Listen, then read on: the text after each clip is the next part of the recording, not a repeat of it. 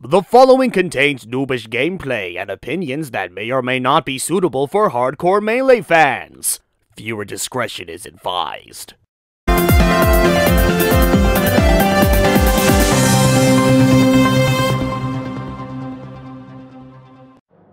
And welcome back to Super Smash Bros. Melee. Due to some technical difficulties, we lost BJ, but hey, we have Realm Wars again. PlatinumRhythm is here too. Yay, we have the actual Smasher. Well, damn. Well, I mean, it's like, I don't know, it's like, personally, I don't know. I feel like Brian is like the Smash expert, especially when it comes to if you've Melee. seen the videos from SNG and how many times I bodied BJ. Oh god. so yes, in Corneria. And we are facing against the god of the tier list. Yeah, yeah, pretty much. I will say, it's like, okay, I think out of all the stages, oh god. Wow, this fox is terrible. How'd you make it at Evo? Well, it's so weird, because it's like, only in normal mode, and I think in higher difficulties, but as far as I'm aware, I think it only applies in normal mode. Fox acts like a hit-and-run fighter. He takes a jab at you or whatever, but then always runs away from you. I have no idea why. That is until we go into the second phase of the fight, and now, depending if you have Falco unlocked already, at that point, during the second phase, then he'll charge after you and actually try to deal some damage. You know, like an actual fighter. It's at that point he's like, "All right, I have wave shines." Right. Also, I would like to point out, usually, like, you would end up fighting Fox a second time. However, if you complete 100 multi-man melee successfully, you fight, and you will be able to have a chance to unlock Falco. Which, in that case, I think if you beat the first phase with Fox, you know, within a certain time limit, you do initiate the fight with Falco as opposed to fighting Fox a second time. Well, that's like, yeah, I could be wrong on that. Falco was actually, like, you know, he was actually giving you, like, you know, a fucking challenge. You're off your game, Fox. Yeah, really.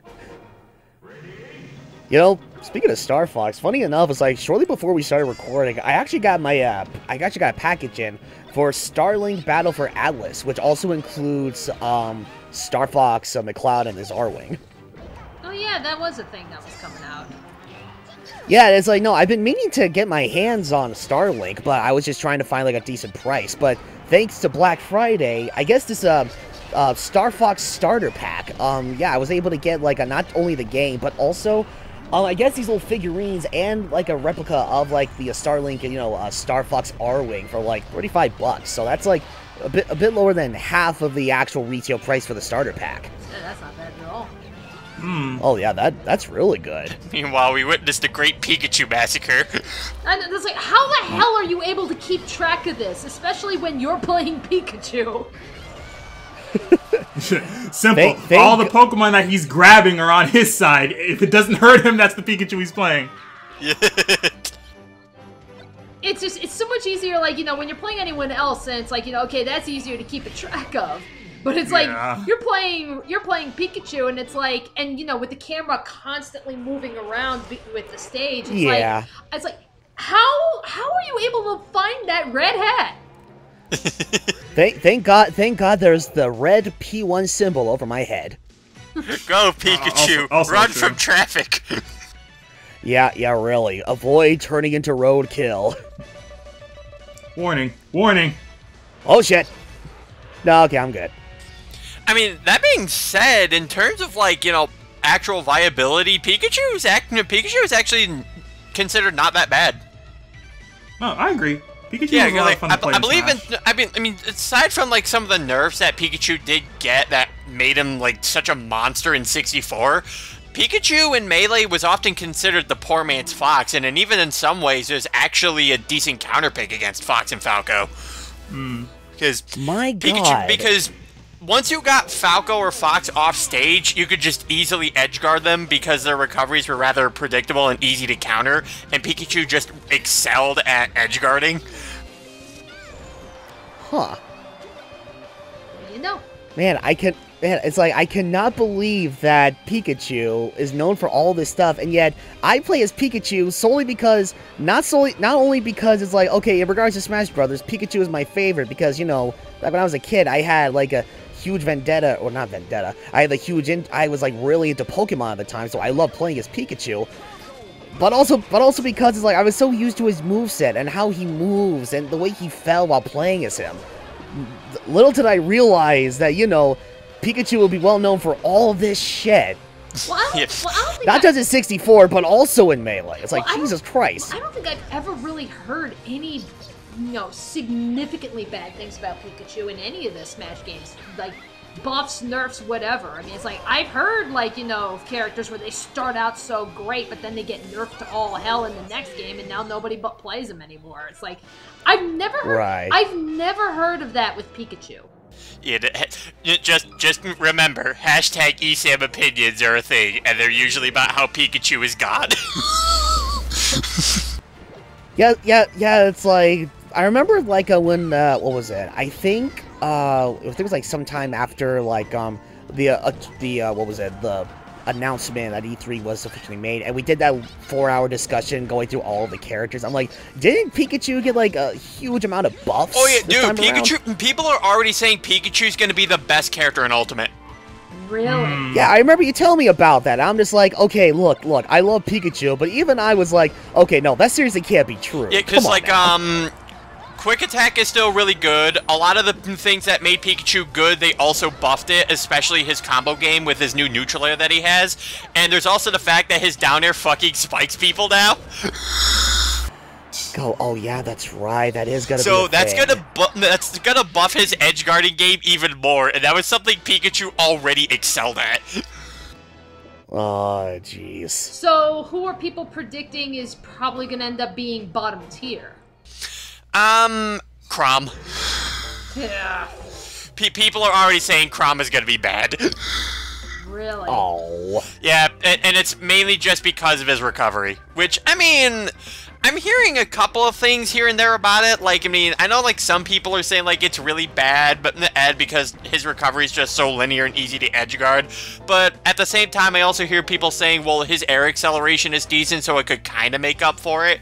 But at the same time, that's just something I feel you gotta see more so how exactly it works within gameplay itself, because you can theorize all these things about like a character's frame data and everything, but when you actually put them against character matchups and whatnot, you gotta see, okay, what can this character do to exploit this, and how much is it really going to hurt them? Yeah, I really don't think like people making what's the word I'm looking for?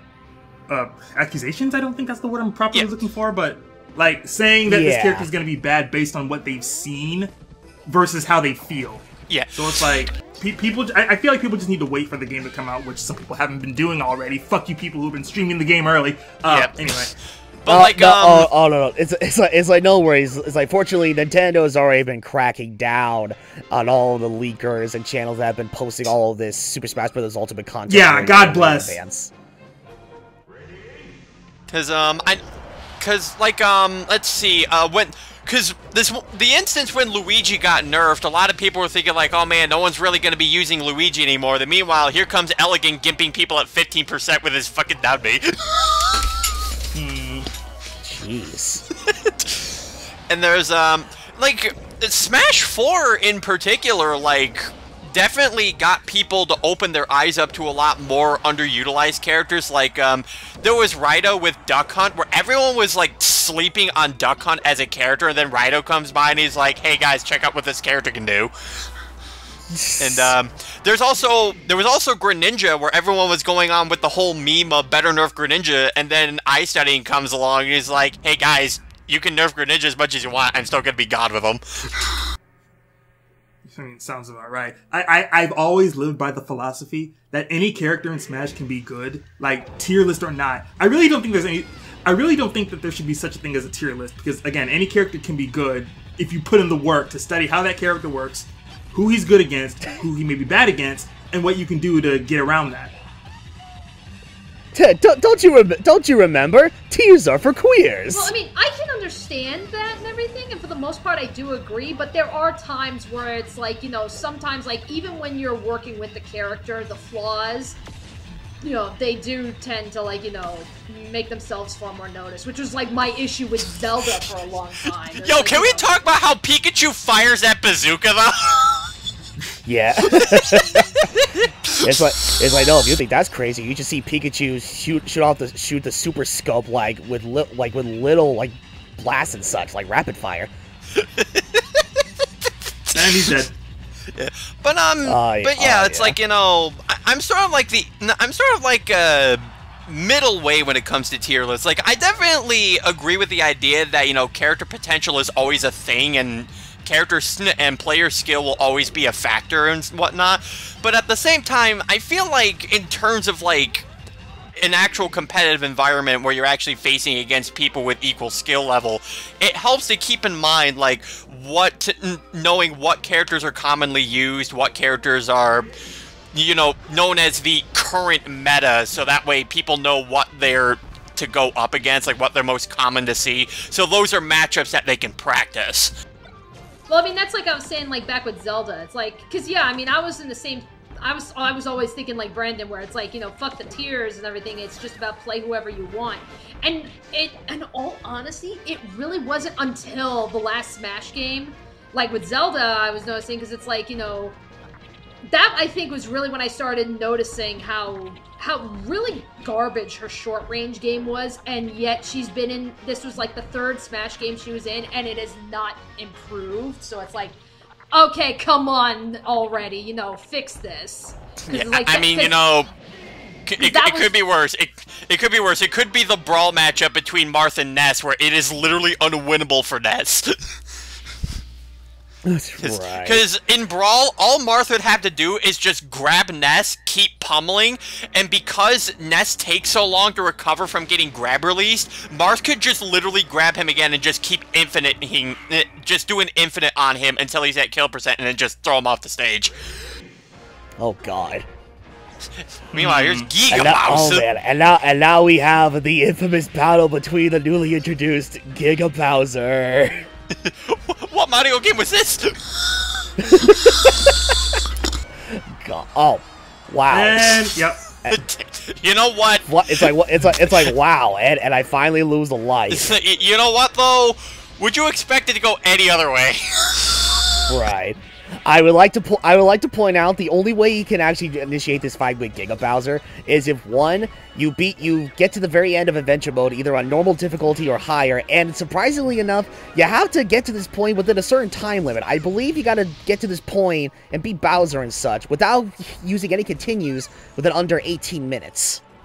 Which, I mean, given how quickly you were getting rid of like everybody, I don't think should be that difficult. Yeah, not really, because it's like I don't know why. I feel sadly, I as much as I hate to admit this, I think the only time is like I would ever be able to get this far is only with Pikachu because of how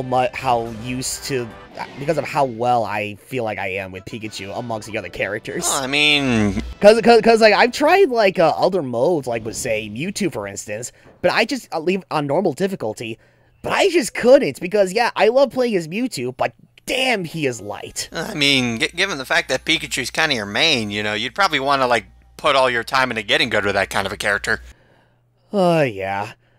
But it's like, god damn it, I would love to get good with other characters, too. Right. But, alright, but it's like, oh. Okay. Fuck these games! Yeah, fuck the credit shooting. No, it's okay. Fortunately, within the next part, I do actually try to go through this segment legitimately, because it's like, okay, yeah, we're done with adventure mode, but we're not done just yet. We still have classic mode, and a brand new mode that is introduced in this game, like near the finale. You know, most people try to fire guns with their fingers, pulling the trigger. Pikachu's a bigger badass. He does it with his feet. He's like, I can do it too, Bayo. Hearing that victory jingle always put a smile on my face whenever I'm playing these games. Yeah. Oh yeah, like the jingle, the little clip show that they show at the end. Oh yeah, it's always a pleasure to see. Like every time, whether you're playing it for the first time, like when it was first released, you know, back in 2001, or even when you decide to go back to Melee, like later down the road. Oh yeah, it's still always a pleasure and sight to see. Alright, but yeah, that'll do it for Adventure Mode in Melee, so be sure to join us next time as we get into the next mode in Melee, the also infamous Classic Mode. We will see you guys then.